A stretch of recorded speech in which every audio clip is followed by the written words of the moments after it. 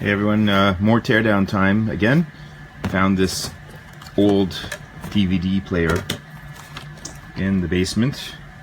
RCA Portable DVD Player, manufactured September 2008, 12 years old. Not a bad player in its day. You can see it's charging right now, or it's in the charge mode. The unfortunate thing is, unlike newer models, this has limited functionality. As you can see, it only plays DVD, maybe some CDs, but it really has no other features. The modern players allow you to insert media cards, USB sticks, they support MP4s, MP3s, various other compressions. This one is purely CD or DVD, and if your drive doesn't work, can't use it for much else. So I thought I'd just turn it on quickly to show you how it works, but and then show you why we ended up discarding it. It's not really worth my time repairing this thing. This is it here. You got the famous RCA logo with the dogs, and what's that, Pipper or Clipper? I forgot the name of the dog, but it says it's loading, no disc. Okay, so I open it up, put a disc in here. Okay, just found some random disc in there. Okay, close, loading. It's trying to read, but nothing's spinning. And I've opened up the drive, and see, no disc. The drive actually does not spin. It looks like the motor for spinning the disc doesn't work. So I have the head moving, but the thing never spins. And you'll see that in a moment. I've already taken the liberty of opening up most of the screws on this thing. So let's unplug it and pry it open. Here we go. Comes off like this, and then basically slides off at this end. There you are. Okay, so that's the inside. What do you see here? The battery. This is 1200 milliamp hour, 7.4 volt. Nice battery. I mean, if you can manage to remove this thing and maybe find a way to recharge it using the proper charger, it might be worth keeping that. This is the actual drive component. You can see here the head can move back and forth like this. Just get rid of this ribbon cable. But basically, it moves back and forth like this across the CD or DVD. This is the drive motor, which is not spinning at all. I've checked the traces. I don't know where it's buggered up. It seems to go into here. Maybe this is a controller chip, but it doesn't seem to be doing anything. You have your audio and video composite outs here.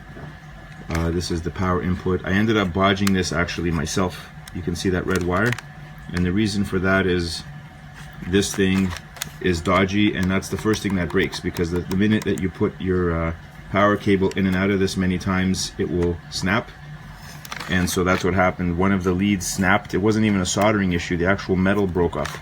So I had to just try to, it's basically held in by the other two metal leads, and I bodged a red wire here to the other side of the board so that it would have power, even though it's wobbly. Volume control, on-off switch. There's the audio output. There's a speaker wire that's going off to the speaker, which is on the, basically on this side here, right over there. I'll show you that in a minute. But that's basically it. So let's give it a go here. I'll show you. Now this drive mechanism basically just comes off like this. You can see right there when it's okay, so let's turn this thing on and I'll show you. It's actually still got power from the battery, but let's do this anyway. Come on, let's turn it on. Okay, you can see the red light. It's going to move the head. See, it's trying to turn here. It did turn a little bit there. Maybe something's up. Oh, I remember, it was the head had an issue. It wasn't so much the drive, but the head that wasn't detecting something. Okay, let's give this another go. I remember having issues with this thing, hence why it ended up in the basement. So here it is. Okay, it's closing. Loading. Anything happening? It's not reading something, so that's why it stops. I think it's trying to here, I'll put it into this position. You see? It says into the blue there. Okay. Let's see what happens. Close. Loading. And no disk. Slightly different position, but not much. I'm not sure if it's actually done anything differently here. We can flip it over and see what happens. So here we are. I'll try it again. We'll open this up here, and I'll close it again. You'll see the head move. See? The spin is just barely, the disc I should say, is just barely spinning there for a second, but it's not getting any momentum. So again, I don't know why that's happening, but these things are dirt cheap nowadays anyway. I think what was ending up happening was this head got stuck and it wouldn't move. You see the head right there, and because of that it was having problems focusing on the disc, and therefore didn't think there was anything there.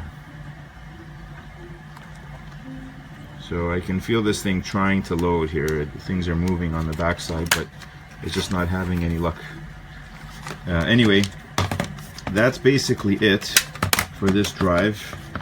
It's going to end up in the landfill, sadly, but like I said, since it has no other features, and it's only relying on the DVD player, it doesn't load anything, then I can't really use this for much else, right?